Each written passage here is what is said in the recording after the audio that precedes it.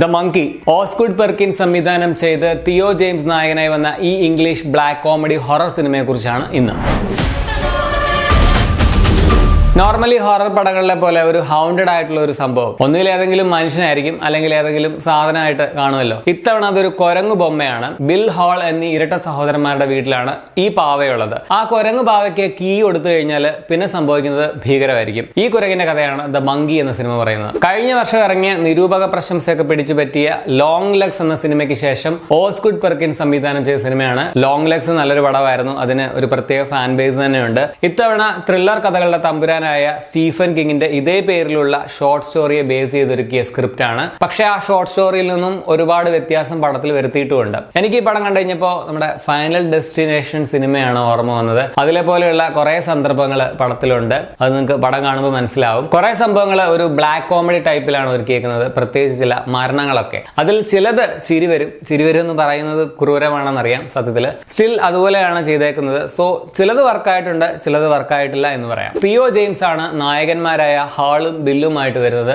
നല്ല പെർഫോമൻസ് ആയിരുന്നു. ഇവരുടെ ചെറുപ്പകാലം ബാലതാരം ക്രിസ്റ്റ്യൻ കൺവേറിയും മികച്ച രീതിയിൽ അവതരിപ്പിച്ചിട്ടുണ്ട്. ഇവരുടെ അമ്മയായിട്ട് വരുന്ന ടാറ്റിയാനോ മസ്ലാനിയും കൊള്ളാം. മറ്റു താരങ്ങളുടെയും പെർഫോമൻസ് നൈസാണ്. ടെക്നിക്കലി സൗണ്ട് ആയിട്ടുള്ള ഒരു ഫിലിം കൂടിയാണ്. ഇതിന്റെ ക്യാമറ വർക്ക് ശരിക്കും ഹോണ്ടിങ് അല്ലെങ്കിൽ ഡാർക്ക് ആണെന്ന് പറയണം. അതിന്റെ ഒരു കളർ ടോണും എഡിറ്റിംഗും ചില ഡിസോൾവ് ട്രാൻസിഷൻസ് ഒക്കെ യൂസ് ചെയ്തേക്കുന്നത് സൂപ്പറാണ്. പ്രത്യേകിച്ച് നിഴലും ഇരുളും ഒക്കെ ചേരുന്ന ചില വിഷ്വലുകൾക്കിടയിൽ. ഒപ്പം സൗണ്ട് ഡിസൈനും കൂടി ആകുമ്പോൾ പേടിപ്പിക്കാനുള്ള വക ടെക്നിക്കൽ സൈഡിൽ തന്നെയുണ്ട്. കൂടാതെ VFXും നൈസാണ്. ടെൻഷൻ ഉണ്ടാകുന്നതിൽ ബാക്ക്ഗ്രൗണ്ട് സ്കോറും നല്ലൊരു പങ്ക് വഹിച്ചിട്ടുണ്ട്. ബട്ട് ഏറ്റവും ഭീകരം എന്ന് പറയുന്നത് ഒരു ശബ്ദവും ഇല്ലാത്ത ഭാഗങ്ങളായിരിക്കുമല്ലോ. പ്രൊഡക്ഷൻ ഡിസൈനും പടത്തിന്റെ നല്ലതാണ്. ഈ പറയുന്നത് കേട്ടിട്ട് നിങ്ങൾ പേടിച്ച് ചാവുമെന്നൊന്നും വിചാരിക്കില്ല കേട്ടോ. മിക്കവാറും ഇഷ്ടം പോലെ ഹൊറർ പടങ്ങളൊക്കെ കണ്ടുള്ളവർക്ക് അത്രയ്ക്ക് പേടിയൊന്നും തരുന്ന പടമല്ല. അതുപോലെ മറ്റൊരു നെഗറ്റീവാണ്, ഹൊറർ പടങ്ങളൊക്കെ ഒരുപാട് കണ്ടുള്ള ആൾക്കാർക്ക് ചില ഭാഗങ്ങളൊക്കെ നല്ല പ്രെഡിക്റ്റബിൾ ആയിരിക്കും എന്നുള്ളത്. നമുക്കറിയാം ഇത് ഇങ്ങനെയൊക്കെ ആയിരിക്കും നടക്കാൻ പോവുക എന്ന്. പിന്നെ ചില ഡയലോഗുകളൊക്കെ കോമഡി ആയിട്ട് ചെയ്തതാണെങ്കിൽ പോലും ചിരിയും വന്നില്ല.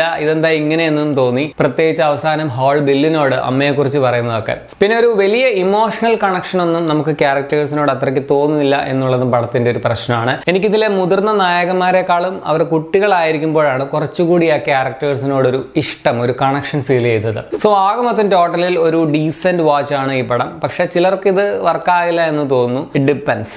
എനിക്ക് വലിയ കുഴപ്പമൊന്നും തോന്നിയില്ല. ഒരു one time watchable decent horror film ആയിട്ടാണ് തോന്നിയത്. പടം മെയിൻ പ്ലാറ്റ്ഫോമിലൊന്നും ഇപ്പോൾ അവൈലബിൾ അല്ല. എങ്കിലും ഇത് ഡിജിറ്റലി അവൈലബിൾ ആണ്. നിങ്ങൾ ഇന്റർനെറ്റിന്റെ ശക്തി ഉപയോഗിക്കുക. 1 മണിക്കൂർ 36 മിനിറ്റ് മാത്രമേ ദൈർഘ്യമുള്ളൂ. പെട്ടെന്ന് തന്നെ പടം കണ്ടു തീർക്കാവുന്നേ ഉള്ളൂ. ഒരുപാട് രക്തച്ചൊരിച്ചിൽ, അതുപോലെ ബ്രൂട്ടൽ ആയിട്ടുള്ള മരണങ്ങൾ, ഇപ്പം സ്ലാഷർ ഫിലിംസ് ഒക്കെ കാണുകയല്ലേ, അതുപോലെ അതൊക്കെ നിറയെ ഉള്ളത് കൊണ്ട് കുട്ടികൾ, മനക്കെട്ടി കുറഞ്ഞവരൊക്കെ പടം കാണാതിരിക്കുന്നതാണ് നല്ലത്. പറഞ്ഞില്ലെന്ന് വേണ്ട.